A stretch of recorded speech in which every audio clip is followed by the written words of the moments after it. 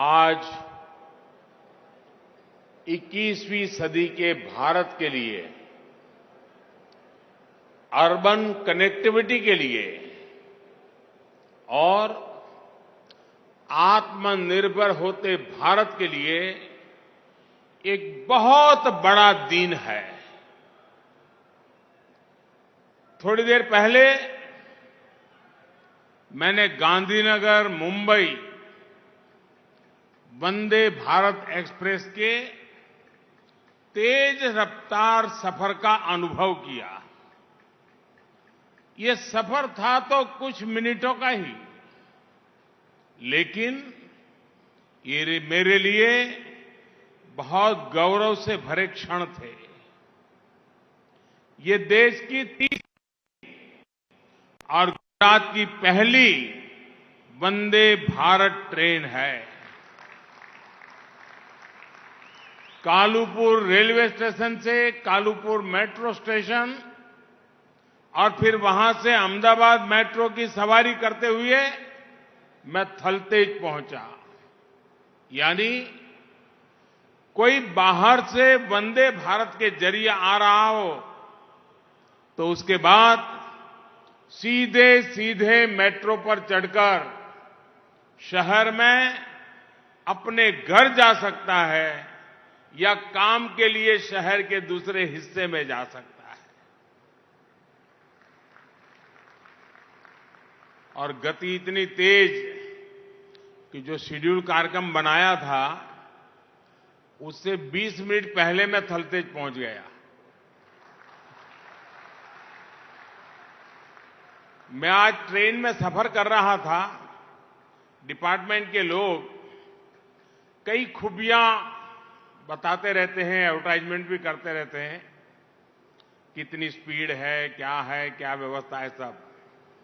लेकिन एक और पहलू जो शायद डिपार्टमेंट की तरफ का ध्यान नहीं गया है, मुझे वो अच्छा लगा, मैं बताना चाहता हूं।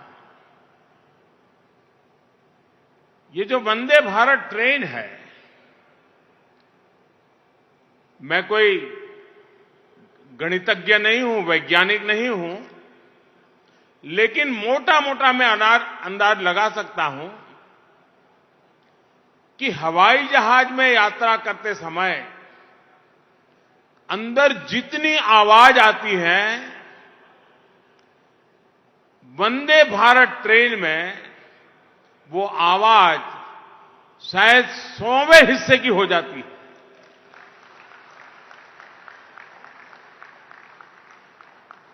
यानी 100 गुना ज्यादा आवाज विमान में होती है। विमान में अगर बातचीत करनी है तो काफी दिक्कत रहती है। मैं वंदे भारत ट्रेन में देख रहा था, आराम से मैं लोगों से बातचीत कर रहा था क्योंकि कोई आवाज ही नहीं थी बाकी। इसका मतलब जो लोग हवाई जहाज के आदी हैं, उनको अगर ये आवाज के विषय में ज्ञान हो जाएगा, मैं पक्का मानता हूं वो हवाई जहाज नहीं वंदे भारत ट्रेन पसंद करेंगे।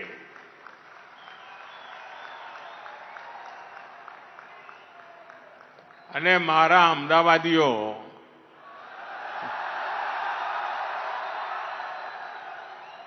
મારે આજે અમદાવાદને 100 સલામ કરવી છે।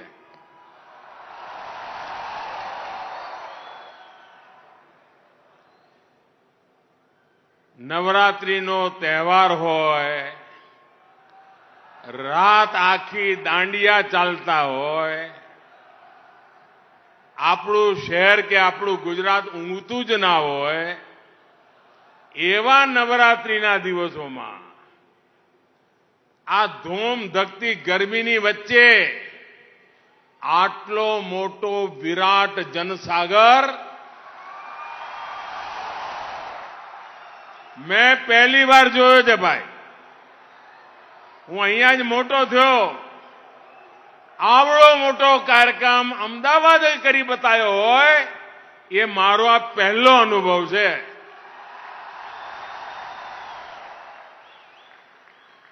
અને એટલા માટે અમદાવાદીઓને મારા 100 સલામ. અને એનો અર્થ એ થયો કે અમદાવાદીઓને મેટ્રો શું છે એની બરાબર સમજણ છે. મેં એકવાર અમારા અર્બન ડેવલપમેન્ટના મંત્રીઓ જોડે વાત કરી હતી. મેં કહ્યું ભાઈ તમે મેટ્રોમાં આખા દેશમાં કરવી જોઈએ, આપણી જવાબદારી છે, પણ તમને અમદાવાદીઓ સૌથી વધારે રિટર્ન આપશે. મને કે કેવી રીતે? મેં કહ્યું સાહેબ અમારો અમદાવાદી છે ને હિસાબ લગાવે કે ઓટો રિક્ષામાં જવું તો કેટલા પૈસા થાય, કેટલો ટાઈમ જાય, કેટલી ગરમી ખાવી પડે, અને મેટ્રોમાં જવું તો આટલો તરત એ મેટ્રોમાં આવી જાય. સૌથી વધારે આર્થિક રીતે લાભ કરે એ અમદાવાદનો પેસેન્જર કરે. એટલે તમારા અમદાવાદમાં એક જમાનામાં હું અમદાવાદનો ઓટો રિક્ષા વાલો કરીને ગીત ગાતા હતા. હવે મેટ્રો વાળો એમ કરીને ગીત ગાશે. मैं सचमुच में आज अहमदाबाद को जितनी बधाई दूं, जितनी सलाम करूं, उतनी कम है दोस्तों. आज अहमदाबाद ने मेरा दिल जीत लिया है.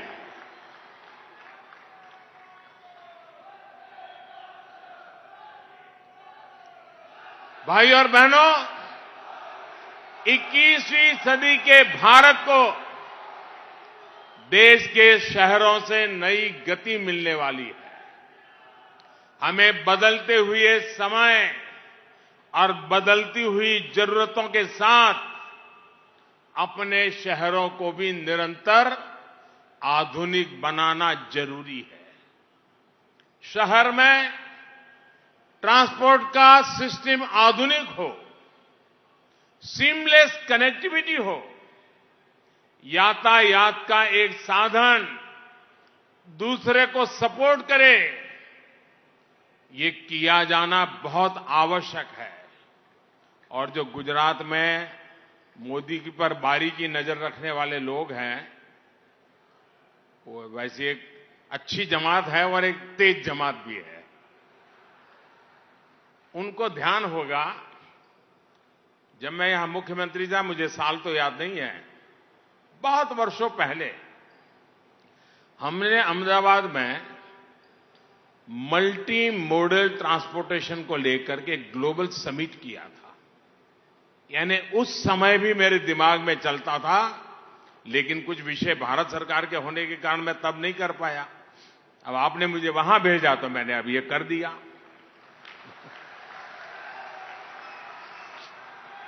लेकिन ये सोच आज साकार होती हुई देखता हूं. और इसी सोच के साथ बीते 8 वर्षों में शहरों के इंफ्रास्ट्रक्चर पर इतना बड़ा निवेश किया जा रहा है.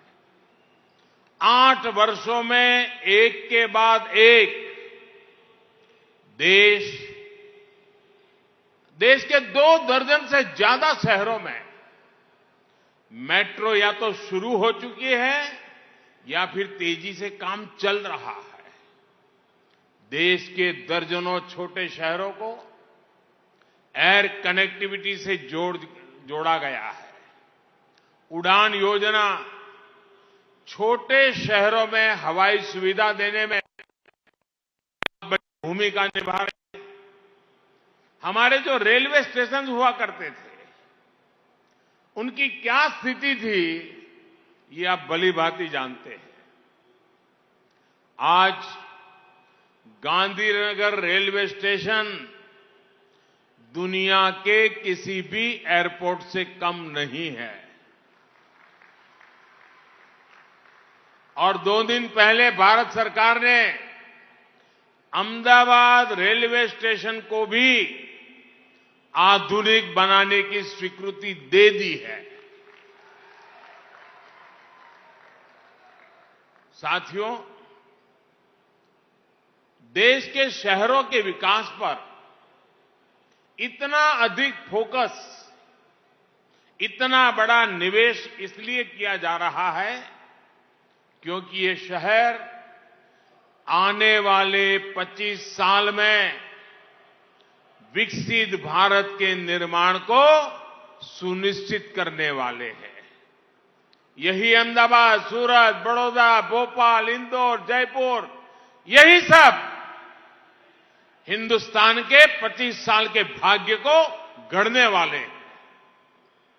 ये निवेश सिर्फ कनेक्टिविटी तक सीमित नहीं है, बल्कि दर्जनों शहरों में स्मार्ट सुविधाएं बन रही हैं, मूल सुविधाओं को सुधारा जा रहा है, मुख्य शहर के आसपास के इलाकों, सबर्ब्स को विकसित किया जा रहा है।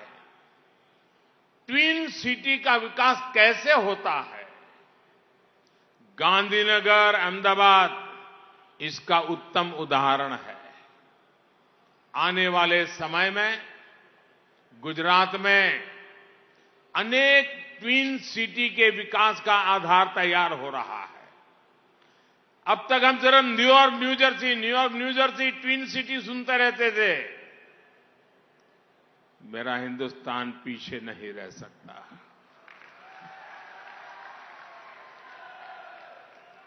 और आप अपनी आंखों के सामने देख सकते हैं अहमदाबाद, गांधीनगर का विकास, ट्विन सिटी का वो मॉडल। उसी प्रकार से हमारे नजदीक में आनंद, नडियाद, उधर भरूच, अंकलेश्वर, वलसाड़ और वापी, सूरत और नवसारी, बड़ोदरा, हालोल कालोल, मोरबी, वांकानेर और महसाना, कड़ी, ऐसे बहुत सारे ट्विन सिटी गुजरात की पहचान को और सशक्त करने वाले हैं। पुराने शहरों में सुधार और उनके विस्तार पर फोकस के साथ साथ ऐसे नए शहरों का निर्माण भी किया जा रहा है जो ग्लोबल बिजनेस डिमांड के अनुसार तैयार हो रहे हैं।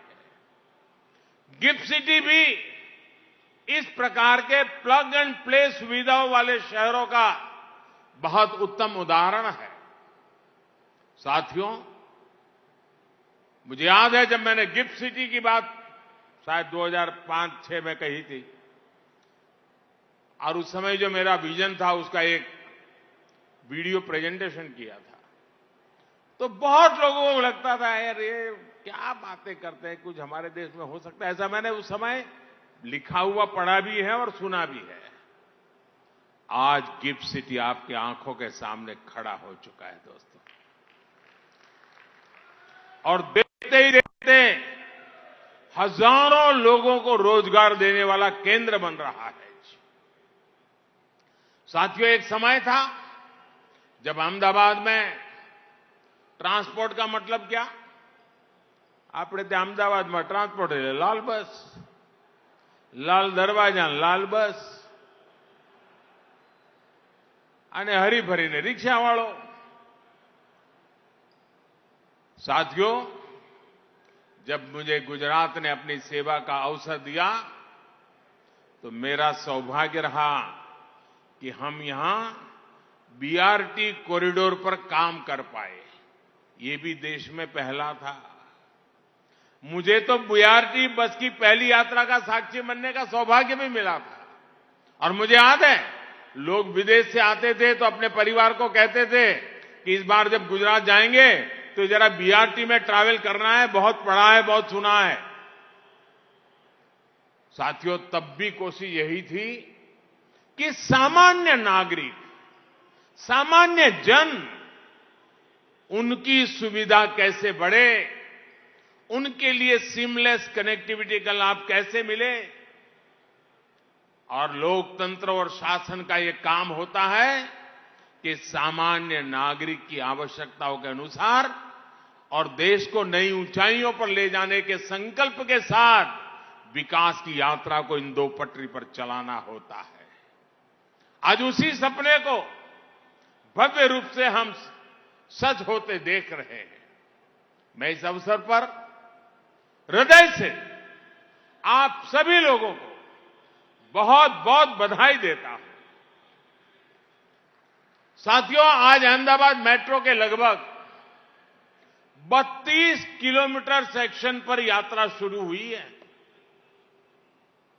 और ये आपको सुनकर के आश्चर्य होगा, भारत में मेट्रो की शुरुआत हुई तब से अब तक में ये पहली बार ऐसा रिकॉर्ड बना है कि एक ही साथ 32 किलोमीटर करीब करीब उसकी यात्रा का लोकार्पण हुआ है।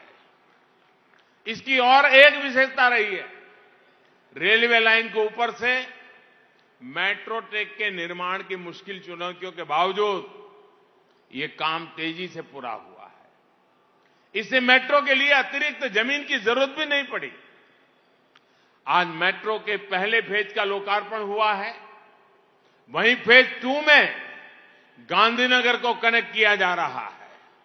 भाइयों और बहनों, अहमदाबाद और मुंबई के बीच शुरू हुई वंदे भारत ट्रेन से देश के 2 बड़े शहरों के बीच सफर को आरामदायक भी बनाएंगी और दूरी को भी कम करेगी। सामान्य एक्सप्रेस ट्रेन अहमदाबाद से मुंबई पहुंचने में करीब करीब 7, साढ़े 7, 8, साढ़े 8 घंटे लगा देती है। कभी कभी उससे भी ज्यादा समय लगता है। शताब्दी ट्रेन भी कभी 6, साढ़े 6, 7, साढ़े 7 घंटे तक समय ले लेती है। लेकिन वंदे भारत ट्रेन अब ज्यादा से ज्यादा 5.5 घंटे में ही अहमदाबाद से मुंबई पहुंचा देगी। धीरे धीरे इसमें और सुधार होने वाला है। और आज जब मैं वंदे भारत ट्रेन को बनाने वाले, चेन्नई में बन रही थी, उसके बनाने वाले सारे इंजीनियर, वायरमैन, फिटर, इलेक्ट्रिशियन, इन सब से मिला और मैंने उनको पूछा, बोले साहब आप हमें काम दीजिए, हम इससे भी अच्छा बनाएंगे, इससे भी तेज बनाएंगे और जल्दी से बनाएंगे। मेरे देश के इंजीनियर्स, टेक्नीशियंस, इनका ये आत्मविश्वास, उनका ये भरोसा मुझे इस बात पर विश्वास से कहने के लिए प्रेरित करता है कि देश इससे भी तेज गति से बढ़ने वाला है। यही नहीं, बाकी ट्रेनों की तुलना में इसमें ज्यादा यात्री सफर कर पाएंगे। मैं एक बार काशी से स्टेशन पे पूछ रहा था, मैंने कहा भाई वंदे भारत ट्रेन का क्या एक्सपीरियंस है? बोले सबसे ज्यादा टिकट वंदे भारत की जा रही है। मैंने कहा वो तो कैसे संभव है? बोले साहब गरीब लोग इसमें जाना पसंद करते हैं, मजदूर लोग जाना पसंद करते हैं। मैंने कहा क्यों? बोले साहब उनकी 2 लॉजिक है। एक, लगेज काफी अंदर जगह है ले जाने के लिए, और दूसरा, इतना जल्दी पहुंच जाते हैं कि जाकर के काम करते हैं तो उतने घंटे टिकट का जो पैसा है वो भी निकल जाता है। ये वंदे भारत की ताकत है। साथियों, आज इस अवसर पर मैं आप लोगों को यह भी बताना चाहता हूं कि डबल इंजन की सरकार का लाभ कैसे अहमदाबाद प्रोजेक्ट को मिला। जब बोटाद रेल लाइन का ओवरहेड स्पेस मेट्रो प्रोजेक्ट के लिए इस्तेमाल करने की बात आई तो केंद्र सरकार ने तुरंत इसकी मंजूरी दे दी। इससे वासना ओल्ड हाईकोर्ट रूट की मेट्रो का काम तुरंत ही शुरू होना संभव हो सका। अहमदाबाद मेट्रो पर जब मेट्रो पर काम करना हमने शुरू किया तो रूट ऐसा प्लान किया गया जिससे गरीब से गरीब को भी लाभ हो। ये ध्यान रखा गया कि जहां पब्लिक ट्रांसपोर्ट की सबसे ज्यादा जरूरत है, जहां सांकरी सड़कें पार करने में बहुत ज्यादा समय लगता हो, वहां से मेट्रो गुजरे। अहमदाबाद मल्टी मॉडल कनेक्टिविटी का हब बने, इसका पूरा ध्यान रखा गया। कालूपुर में आज मल्टी मॉडल हब बनाया जा रहा है। यहां बीआरटी स्टेशन के सामने ही और ग्राउंड फ्लोर में सिटी बसें खड़ी होगी। टैक्सी और प्राइवेट कार के लिए अपर फ्लोर में सुविधा रहेगी। सरसपुर एंट्री की तरफ नया मेट्रो स्टेशन है और हाई स्पीड रेल स्टेशनों को भी ड्रॉप और पिकअप पार्किंग जैसी सुविधाओं से जोड़ा जा रहा है। कालूपुर रोड ओवरब्रिज को सरसपुर रोड ओवरब्रिज से जोड़ने के लिए स्टेशन के सामने 13 लेन की रोड बनाई जाएगी। कालूपुर के अलावा साबरमती बुलेट ट्रेन स्टेशन को भी मल्टी मॉडल ट्रांसपोर्ट हब के रूप में विकसित किया जा रहा है। साथियों, शहर के हमारे गरीब, हमारे मध्यम वर्गीय परिवार, मिडिल क्लास के साथियों को धुएं वाली बसों से मुक्ति मिले, इसके लिए इलेक्ट्रिक बसों के निर्माण और संचालन के लिए भारत सरकार ने फेम योजना बनाई है। फेम योजना शुरू की है ताकि पर्यावरण की भी रक्षा हो, लोगों को आवाज से भी मुक्ति मिले, धुएं से भी मुक्ति मिले और गति तेज मिले। इस योजना के तहत अभी तक देश में 7,000 से अधिक इलेक्ट्रिक बसों को स्वीकृति दी जा चुकी है। इन बसों पर केंद्र सरकार लगभग 3,500 करोड़ रुपए खर्च कर रही है। गुजरात के लिए भी अभी तक 850 इलेक्ट्रिक बसें स्वीकृत हो चुकी हैं, जिनमें से अनेक बसें आज यहां सड़कों पर उतर भी चुकी है। भाइयों और बहनों, लंबे समय तक हमारे यहां शहरों को जाम से मुक्त करने, हमारी ट्रेनों की गति बढ़ाने के लिए गंभीर प्रयास नहीं हुए। लेकिन आज का भारत स्पीड को, गति को जरूरी मानता है, तेज विकास की गारंटी मानता है। गति को लेकर ये आग्रह आज गति शक्ति नेशनल मास्टर प्लान में भी दिखता है, नेशनल लॉजिस्टिक पॉलिसी में भी दिखता है और हमारे रेलवे की गति को बढ़ाने के अभियान में भी स्पष्ट होता है। आज देश का रेल नेटवर्क आज made in India Vande Bharat train को चलाने के लिए तेजी से तैयार हो रहा है। 180 किलोमीटर प्रति घंटा तक की रफ्तार पकड़ने वाली ये ट्रेनें भारतीय रेलवे की दशा भी बदलेंगे, दिशा भी बदलेंगे, ये मेरा पूरा विश्वास है। अगले साल अगस्त महीने तक 75 वंदे भारत एक्सप्रेस ट्रेनें चलाने के लक्ष्य को हम तेजी से काम कर रहे हैं। भारत की वंदे भारत ट्रेन की खूबी ये है कि ये मात्र 52 सेकंड में, 52 सेकंड में 100 किलोमीटर प्रति घंटे की गति पकड़ लेती है।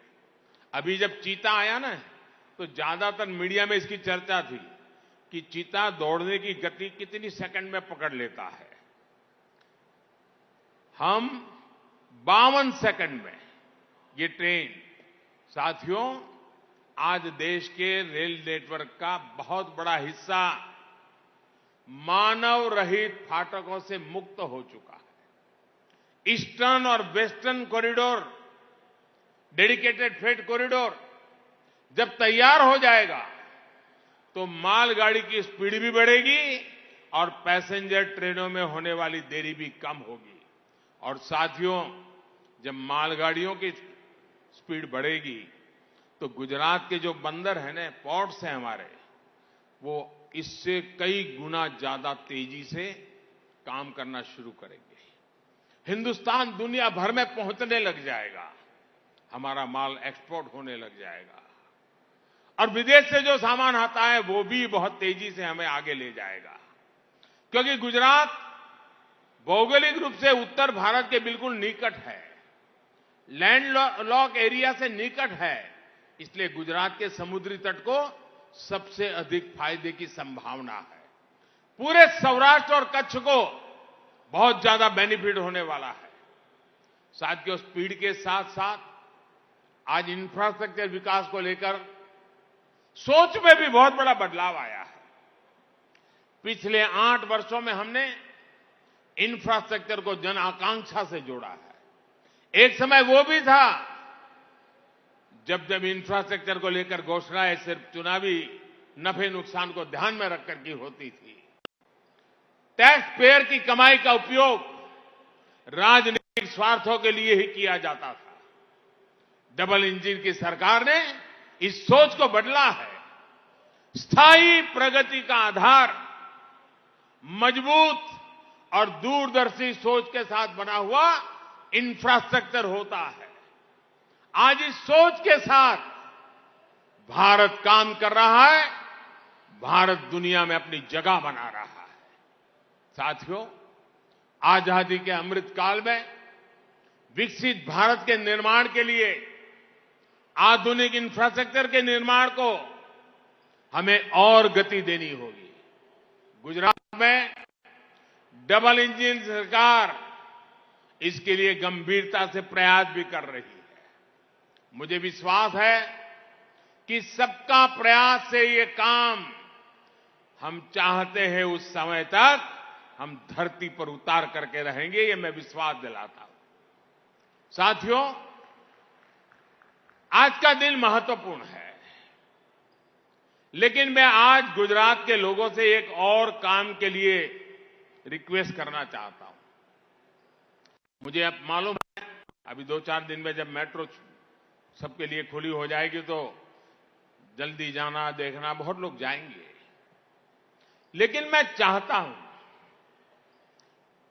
हमारे 9वीं 10वीं 11वीं 12वीं के बच्चे, हमारे इंजीनियरिंग के स्टूडेंट्स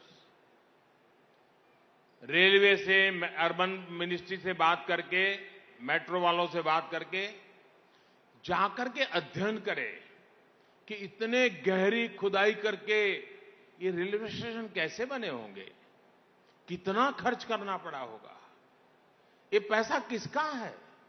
हम देशवासियों का है। एक बार हम ये शिक्षा देते रहेंगे कि ये काम कैसे हुआ है, कितना बड़ा हुआ है, कितने समय में हुआ है, किस किस प्रकार की टेक्नोलॉजी लगी है, तो हमारे बच्चों के विकास के लिए भी काम आएगा। और इसलिए मेरा आग्रह रहेगा शिक्षा विभाग से कि मेट्रो स्टेशनों की मुलाकात सिर्फ मेट्रो ट्रेन में सफर करने के लिए नहीं, उनको दिखाया जाए कि ये कैसे बना है, कैसे चलता है, क्या काम करता है, इतना नीचे टनल कैसे बनी होगी, इतनी लंबी लंबी टनल कैसे बनी होगी। उनको एक विश्वास पैदा होगा कि टेक्नोलॉजी से देश में क्या प्रगति हो रही है और उनकी ओनरशिप बनेगी। जब आप मेरे देश की नई पीढ़ी को ये तुम्हारा है, ये तुम्हारे भविष्य के लिए है, जब एक बार मेरे नौजवान को इस बात का एहसास होगा, वो कभी भी किसी आंदोलन में ऐसी प्रॉपर्टी पर हाथ लगाने की कोशिश नहीं करेगा। उसको उतना ही दर्द होगा जितना उसके अपनी घर की प्रॉपर्टी का नुकसान होता है। उसकी साइकिल को अगर थोड़ा नुकसान होता है तो जो दर्द होता है वो दर्द उसको मेट्रो को नुकसान होने से होने वाला है। लेकिन इसके लिए हम सबका दायित्व है, हम हमारी नई पीढ़ी को प्रशिक्षित करें, उनकी संवेदनाओं को जगाएं। वंदे भारत कहते ही मां भारती का चित्र मन के अंदर आना चाहिए। मेरी भारत मां के उज्जवल भविष्य के लिए ये वंदे भारत दौड़ रही है, जो वंदे भारत देश को दौड़ाने वाली है। ये मिजाज, ये संवेदनशीलता, ये शिक्षा के नए नए माध्यम, क्योंकि नेशनल एजुकेशन पॉलिसी में व्यवस्था है कि आप बच्चों को उन स्थानों पर ले जाकर के उनको दिखाइए। अगर घर में मटका है तो उसको बताइए, कुम्हार के घर ले जाकर के वो मटका कैसे बनाता है। उसे ये मेट्रो स्टेशन भी दिखाने चाहिए, मेट्रो की सारी व्यवस्थाएं समझानी चाहिए। आप देखिए उन बच्चों के मन पर वो भाव बनेगा, उसको भी कभी लगेगा मैं भी इंजीनियर बन जाऊं, मैं भी मेरे देश के लिए कोई काम करूं, ऐसे सपने इनके अंदर बोए जा सकते हैं दोस्तों। इसलिए मेट्रो सिर्फ सफर के लिए नहीं, मेट्रो सफलता के लिए भी काम आनी चाहिए। इसी एक अपेक्षा के साथ मैं फिर एक बार आज अहमदाबाद वासियों को, गुजरात के लोगों को और देशवासियों को ये बहुत बड़ी सौगात देते हुए गर्व महसूस करता हूं, संतोष अनुभव करता हूं और आप सबको बहुत बहुत बधाई देता हूं। मेरे साथ पूरे हाथ ऊपर करके पूरी ताकत से बोलिए, भारत माता की।